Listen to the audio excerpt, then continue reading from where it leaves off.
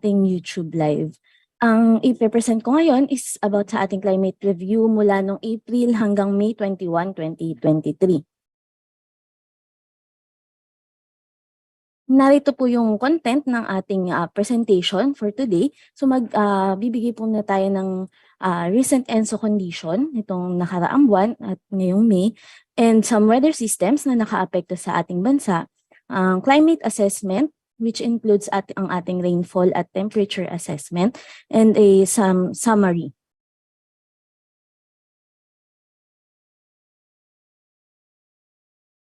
So, nitong nakaraan pong May 2, 2023, naglabas tayo dito sa Pag-asa ng press statement kung saan itinaas natin ang ating El Nino alert mula sa pagiging El Nino watch. Magkaroon na tayo ng El Nino alert. So ito po ay posted sa ating website at nag-post din tayo sa ating mga social media pages nitong ating publication materials kung saan included ang mga tips on what to do at early action sa pagtaas natin itong El Nino alert. So ano nga ba itong tinatawag nating El Nino Southern Oscillation o yung ENSO?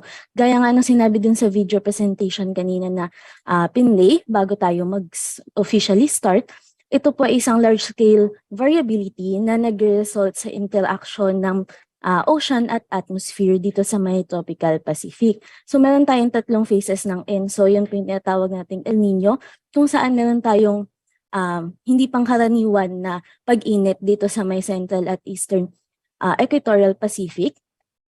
Meron din tayong tinatawag na La Nina phase, kung saan meron naman tayong unusual cooling dito sa central at eastern equatorial Pacific. At ang lastly, kung wala tayong El Nino at nor La Nina, meron tayong tinatawag na neutral phase. So para sa pagbabantay nitong sa monitoring nitong ating El Nino Southern Oscillation, meron kami dito sa Pag-asa na tinitingnan ng mga indicators. Kagaya na lamang nitong Southern Oscillation Index, kung saan ginagamit natin to for the atmospheric indicator. So itong ating natawag na SOI, pinapakita nito yung difference sa ating sea level pressure dito sa may Darwin at Tahiti.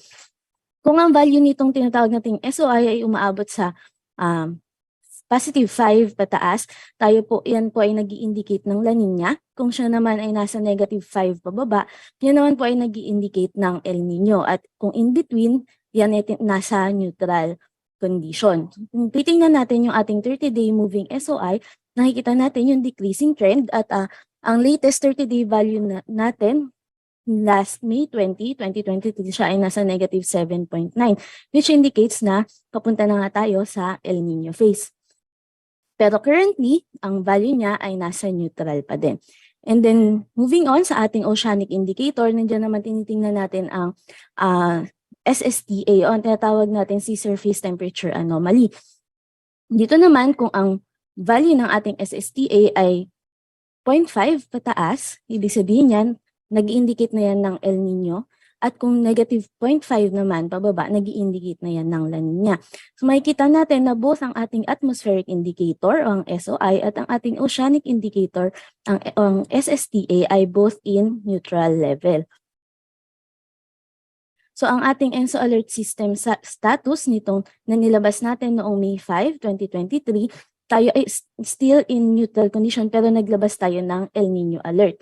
So ang statement natin dyan nung May 5 is Pag-asa has been continuously monitoring the developing El Nino conditions in the tropical Pacific. So recent conditions and model forecasts indicate that El Nino may emerge in the coming season on June, July, August at 80% probability and may persist until the first quarter of 2024. So with the issuance nitong ating El Nino alert, narito yung mga news agencies na naglabas din ng kanilang mga na nakipagpanayam sa ating mga climate specialist para bigyan ng linaw yung kanilang mga katanungan about dito sa ating El Nino. Moving on sa mga weather systems na nakaapekto sa country, sa bansa natin mula noong April hanggang May 21, 2023, nakaranas tayo ng mga low pressure areas na nakaapekto sa ilang bahagi ng bansa. Ang easterlies na mostly nakaapekto sa may Visayas at Mindanao region, ang ridge ng high pressure area na mostly nakaapekto dito sa may Luzon at ang mga kaakibat na localized thunderstorms. At nitong katapusan nga ng April hanggang nitong Mayo, nakaapekto na din sa bansa ang tinatawag nating Intertropical Convergence Zone o ang ITCZ. At nitong April nga, nagkaroon tayo ng isang bagyo o si Tropical Depression Amang na nakaapekto sa bansa noong April 10 hanggang 13, 2023. So narito yung naging situation overview ni Tropical Depression Amang. So nabuo siya bilang low pressure area noong April 10 dyan sa may east of Visayas at naging tuloy siya naging bagyo noong April 11 bago siya maglandfall sa may Catanduanes at nag-weaken naman siya into a low pressure area noong April 13. So ito yung pinapakita dito sa ating image, yung naging track ni TD Amang at yung kanyang cumulative rainfall na nakaapekto dito sa may Bicol region at Calabarzon. Narito naman yung mga ilan sa mga naging epekto nito ni Tropical Depression Amang nang dumaan nga siya dito sa Pilipinas na nakita na nagkaroon tayo ng mga flooding incidents at mga gumuhong mga puno, nabuwal na mga puno. So ayon sa situation report ng NDRRMC, nakapagtala ng almost 12 million, more than 12 million estimated cost of damage sa agriculture dahil dito kay Bagyong Amang. At nagkaroon ng 143 related incidents, included na dyan yung 136 flooding incidents and 7 landslides dito sa may Calabarzon nga at sa Region 5. So a total of 26,065 affected families. Aside dito kay Tropical Depression Amang, nakaranas din tayo ng iba pang significant weather event na nakaapekto sa ating bansa. Included na dyan yung ating mga thunderstorm, mga localized thunderstorms. So kasabay ng pagre-release ng Pag-asa ng mga thunderstorm warning at thunderstorm advisories, meron po yung mga kaakibat na hazards na nakaapekto sa mga kababayan natin. Kagaya na lamang nitong mga apektuhan sa may Iloilo kung saan 3 kababayan po natin ang nasawi after nilang matamaan ng kidlat, as well as dito sa may Malabon kung saan nagkaroon ng malakas na pag-ulan at mga pagbaha. And itong nakaraan nga lang po dito sa may Caloocan ay dahil sa malalakas na hangin nga din dulot ng thunderstorm na naranasan dyan sa area ay may mga nabuwal na lipad din na yero. So patuloy po tayong mag-check sa mga nilalabas ng Pag-asa na warnings. For the climate assessment naman po, unahin natin ang rainfall noong April 2023. Makikita natin, nandito po ang ating normal rainfall at ang ating actual observed at in terms of millimeters and percent normal. So, near to above normal rainfall conditions po yung naranasan sa most parts ng Central Luzon, Southern Luzon, Western Visayas, Eastern Visayas, and most parts ng Mindanao. That is a total of 59 provinces dito sa ating mga parte ng bansa. And then we have below normal rainfall conditions naman ang naranasan dito sa may Northern Luzon, Central Visayas, Zamboanga, Peninsula, Northern Mindanao, and Caraga. Samantalang way below normal rainfall conditions naman ang na-experience dito sa may Batanes, may Ilocos Norte at Nueva Ecija. In terms of temperature naman, generally near to average to above average mean surface temperatures ang naranasan sa most parts ng bansa, except na lamang dito sa may Basco, Vigan, QB Point, Tayabas, Ambulong, Coron, Romblon at General Santos City kung saan slightly cooler than average ang naranasang temperatura. Nung buwan ng April, nakapagtala tayo ng highest recorded temperature dyan sa may Hacienda Luisita with 38.0 degrees Celsius noong April 30. Samantalang sa Metro Manila naman nakapagtala tayo ng 36.2 degrees Celsius sa Science Garden at sa NAIA, Pasay City noong April 20.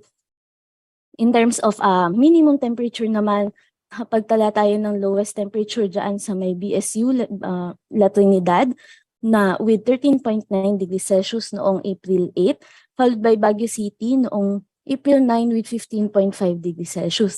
Samantalang dito naman sa Metro Manila, nakapagtala tayo ng 22.8 degrees Celsius sa Science Garden, Quezon City noong April 4 at sa Port Area, Manila noong April 13. For the month of April, walang stasyon na nakapag-surpass ng kanilang recorded na extreme temperature. For the rainfall naman ngayong May, mula May 1 hanggang May 21, currently meron tayong 12 provinces na nakaranas na ng merong way below normal rainfall conditions. Pero way below to below normal rainfall conditions were experienced naman po in most parts of the country. However, near to above rainfall conditions ang na-experience dito sa may Palawan, Bicol Region, and some provinces sa may Visayas and Mindanao. In terms of temperature naman, generally near to above average ang naranasan sa most parts ng country. However, meron tayong naranasan na slightly below to below average dito sa may Batanes, Tayabas, and Romblon. Ang ating recorded na highest temperature is 39.0 degrees Celsius dito sa may Etiaga, Isabela noong May 7. At samantalang sa Metro Manila naman ay 37.4 degrees Celsius sa NAIA noong May 8. Samantalang sa lowest recorded temperature naman sa La Trinidad, BSU La Trinidad with 14.8 degrees Celsius noong May 2. Lanito, magpapautang ka pa ba sa akin o hindi na? Noong May 2. At sa Baguio City naman, noong May 9 with 16.4 degrees Celsius. Samantalang dito naman sa Metro Manila, meron tayong 24.0 degrees Celsius sa Port Area, Manila noong May 8 at May 9. At itong naitala nga natin sa may Etiaga, Isabela ngayong month na May 7 ay ang pinakamataas natin ngayong 2023, which is 39.0 degrees Celsius. Also, sa may Zamboanga City na surpass na dyan ang kanilang record highest noong May 2023, May 11 and 13 noong May 2023. So nakapagtala sila ng 37.4 degrees Celsius, which is nasurpass nga itong kanilang past extreme na 37 degrees Celsius noong 2015 at 2020. So sa nitong mga nakaraang linggo, nagmo-monitor na tayo dito ng onset ng ating rainy season at southwest monsoon. So just to give an overview kung ano na nga ba yung status ng ating monitoring, ito po yung ating criteria ng ating pagmo-monitor. So meron tayong tinitingnan na 5-day period o tinatawag nating PENTAD with a total of 25, a start of a 5-day period with a total of rainfall of 25 millimeters or more and at least 1 millimeter rainfall for 3 consecutive days. So ang mga tinitingnan natin na stasyon dyan ay itong mga nasa listahan natin. So meron tayong mga stasyon mula sa ating climate type 1. Dapat masatisfy itong unang criteria na aking nabanggit. So dapat 7 out of these stations kasama na itong ating mga stasyon sa Metro Manila. Ito yung ating normal na onset ng ating rainfall. So, ang usual onset ng rainy season dito sa Pilipinas ay nangyayari between May 27 and June 5. Ito na po yung current nating monitoring sa kasalukuyan. This is updated last May 21. So, no stations have yet met the criteria natin. So, pero patuloy pa din po tayo nagmo-monitor nitong ating rainfall nitong ating onset ng rainy season. Pero in terms of wind direction naman po, nakikita na natin na meron na tayong mga westerly at southwesterly component na nararanasan sa bansa. At nakita naman po natin yan sa report ni Ms. Ana Loren Horda kanina. So, yun lamang po to summarize ang ating ENSO alert system status noong April at May. Meron tayong El Nino, tayo ay nasa ENSO neutral pero naglabas tayo ng press statement on El Nino alert. At nitong April nga, in terms of rainfall, near to above normal rainfall conditions ang naranasan in most parts of Central Luzon, Southern Luzon, Western Visayas, Eastern Visayas, and most parts of Mindanao. Samantalang below to way below normal rainfall conditions naman ang na-observe sa most areas of Northern Luzon, Central Visayas, Zamboanga Peninsula, Northern Mindanao, and Caraga. Samantalang in terms of temperature naman, generally near average to above average mean surface air temperatures ang na-observe sa most parts ng country, except dito nga sa may Basco, Vigan, QB Point, Tayabas, Ambulong, Coron, Romblon, and General Santos, kung saan slightly cooler than average air temperatures ang kanilang naranasan. Nitong May 1 naman to 21, in terms of rainfall, way below to below normal rainfall conditions ang na-experience sa most parts of the country. However, meron tayong near to above rainfall conditions na naranasan dyan sa may Palawan, Bicol region, and some provinces sa Visayas and Mindanao. In terms of temperature naman, again, near to above average mean surface temperatures in most parts of the country. Pero meron lang tayong kaunting slightly below to below average mean surface temperatures dyan sa Batanes, Tayabas, and Romblon. And that ends my presentation, and thank you for listening. Maraming salamat din po, Ms. Cristel, for the review of the climate events for the last 2 months and for giving us also on how to satisfy the criteria for the onset of the rainy season. Para sa ating susunod na speaker, we are right on time. Magbibigay sa atin ng ating subseasonal to seasonal forecast. Let us call on Mr. Joey H. Figuracion, Weather Specialist 1 ng CAD Claims. Good morning, sir. Hi, Ian, good morning. At Morning, sa ating pong mga attendees, good morning po. So let me just take time to share my screen.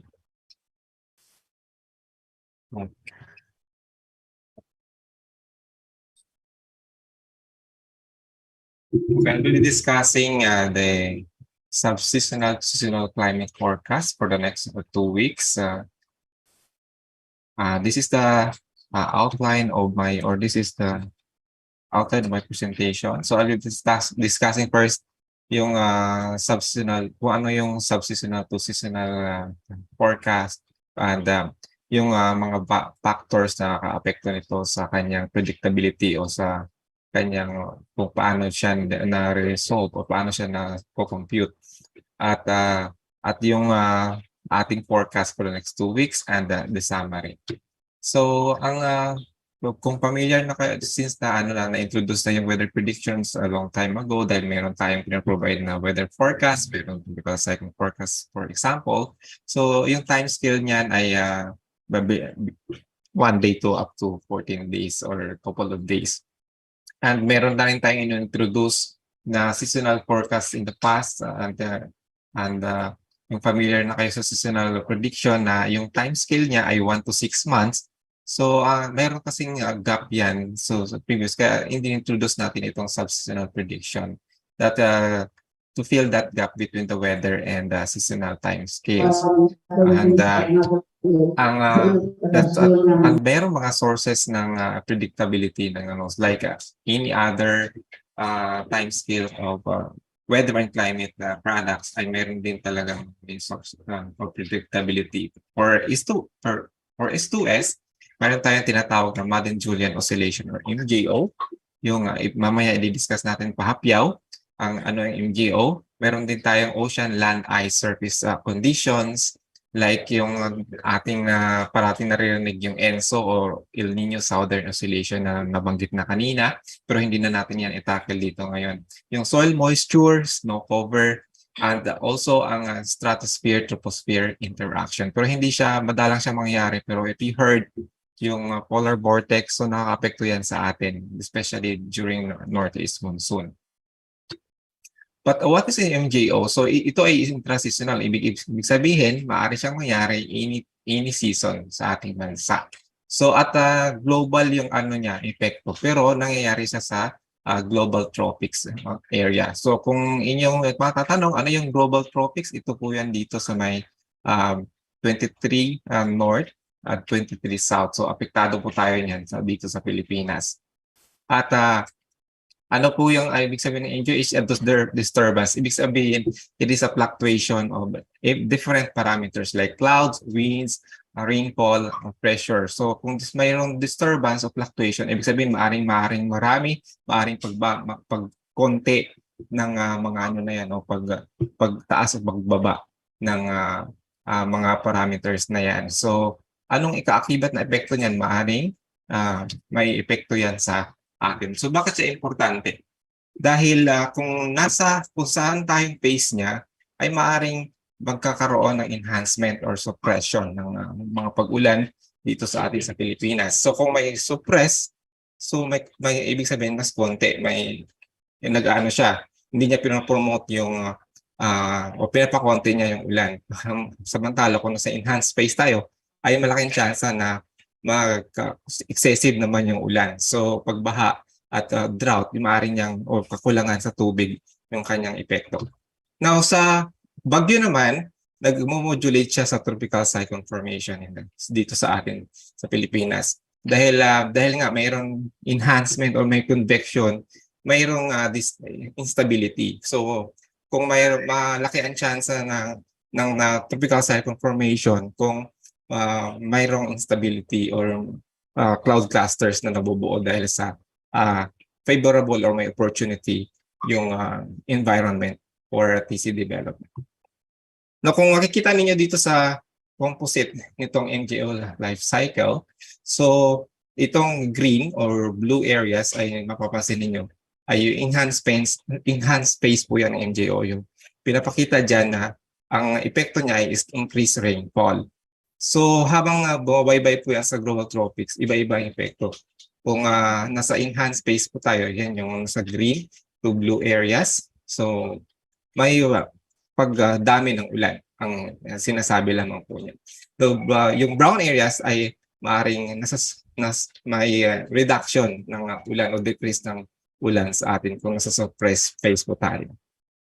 Now, so mapapansin po ninyo dito during phase 3 up to phase 6, even up to phase 7, ay may increased trend tayo ng convection or increased rainfall during that phases.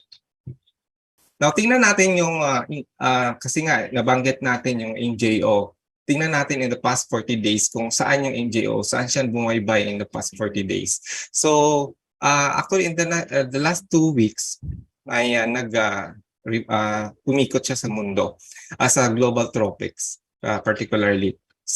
Yung maritime continent na sinasabi nitong RMI index, ay ito po yan, yung map na nasa green, yung kulay, ay yun, kasama po tayo dyan. So, papapansin ninyo yung red, yung itong dito sa map, yung past weeks, ay dumaan po siya sa atin. So, kung napansin ninyo, ay marami, may mga convection tayo na itala o maraming mga cloudiness mga naraan. So, kasi naging favorable environment due to MJO yung convection o yung cloud formation.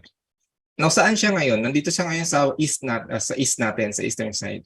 At isa rin siya sa factor na nagkaroon ng opportunity na magkaroon ng favorable environment for TC development, which is meron ngayon dito na TC or tropical cyclone sa eastern side ng ating bansa. So, isa yan sa factor na epekto ng MJO, yung TC development tulad ng nabanggit ko kanina. Andyan ko. Now, tingnan natin yung forecast ng MJO for the next 2 weeks. So, medyo may disagreement yung mga models at malaki yung spread ng mga models. Pero ang tinitingnan natin dito for week 1 ay tuloy-tuloy na magiging coherent yung signal niya. So, ibig sabihin, magiging visible o magiging present pa rin siya dyan sa may Western Pacific. Doon yun sa eastern side natin, dito sa Pacific.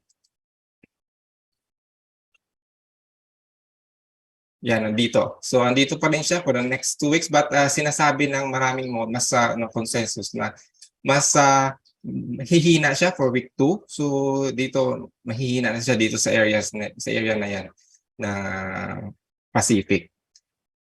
So, anong epekto niyan for the next 2 weeks? So, for week 1, at least mag-enhance siya ng convection. So, possible na maging favorable pa rin sa convection ng eastern side ng bansa natin. So may chance pa rin na maging favorable for TC development ng areas. Now, tingnan natin ang ating forecast for the next 2 weeks in terms of the tropical cyclone and heavy rainfall using the TC threat potential and rainfall exceedance probability forecast. Now, meron tayong active TC nung nabanggit ko kanina, nakita nyo sa na-discuss din ng ating weather update, may active TC tayo dito. So, yung possible path ng active TC na yan ay itong nakikita ninyong red shaded area, ayun yung possible na maging track niya using the GFS ensemble forecast. At maaaring pumasok siya sa ating area of responsibility within the week. At sa week 2, maaaring recurve lang siya at yung probability na yung chance na yung solution nitong model ay mababa na mag-cross siya over mainland ng bansa. At the same time, yung meron tayo nakikita na another tropical cyclone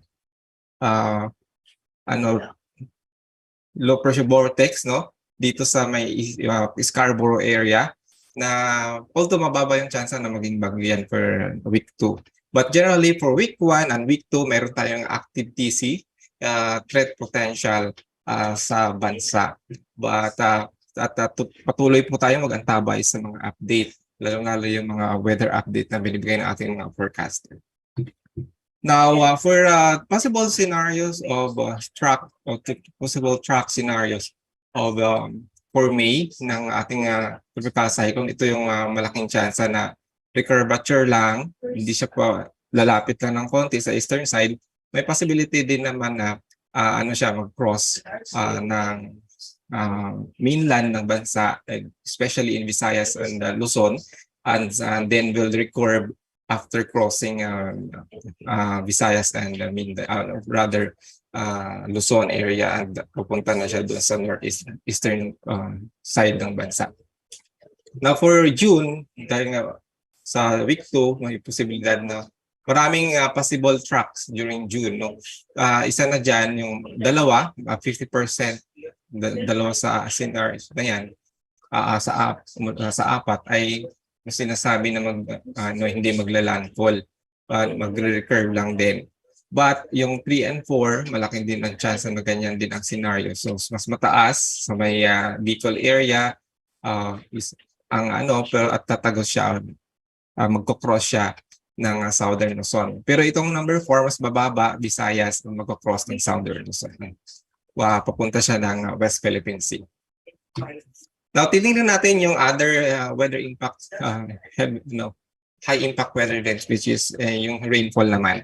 Yung sa ating pagtaya, yung exceedance probability for different thresholds for these maps, greater than 25 mm na mag-exceed, 50 mm, and 100 mm. So titingnan natin dito yung mas mataas na mga threshold. Sa 50 mm na mag-exceed daw, ay malaki yung chance na sa western side ng bansa, lalong-lalo na yung kasama na dyan yung NCR, yung Mimaropa, dito sa Central Luzon, some parts of Northern Luzon, yung Western Visayas, maging sa most part ng Mindanao, kung mapapansin nyo dito. Even portions of Samar and Leyte area at maging sa Bicol area. Sa 100 mm for week 1 ay mas kumunti yung area, pero nakikita nyo dito sa western side ng Mindoro provinces at western side ng Visayas, yung may malakihang chance ng 100 mm of rainfall o mag-exceed ng 100 mm of rainfall. Now sa week 2, kung mapapasin nyo notes, madumami yung map. So nakita kasi namin na may posibilidad na mag-exceed up to 200 mm ang ulan na may malaking chance sa Mindoro provinces, maging sa Calabarzon or sa western side ng Central Luzon at sa western side ng Calabarzon, maging sa western side ng Panay Island. So, anong ibig sabihin niyan? Habang mas malaki yung threshold, mas maraming ulan, of course, ang ating nakikita or at excessive yung or more than average ang or above average ang ulan sa mga lugar na yan. Now, for the summary, meron tayong enhanced space pa rin sa over the ay present siya over the Pacific at sinasabi yung MGO ay mag-propagate continuously sa Pacific at in the coming weeks, but may signal nga na mag-weekend siya may forecast signal na mag-weekend siya in week 2. Now, for the high impact weather events, active yung ating TC threat potential dahil may inasahan tayong bagyo for the next 2 weeks. Although nakikita doon sa ating GFS forecast na hindi siya mag-cross overland. But titingnan pa rin natin yung day-to-day forecast ng ating mga forecasters dahil maaring magbago pa rin po yan. Sa heavy rainfall, for week 1, nakikita natin na na malaki yung maraming mga pag-ulan o matataas na pag-ulan sa western portion ng bansa, particularly sa Occidental Mindoro at sa western section ng Visayas. Sa week 2, ang ating nakikitang mga pag-ulan ay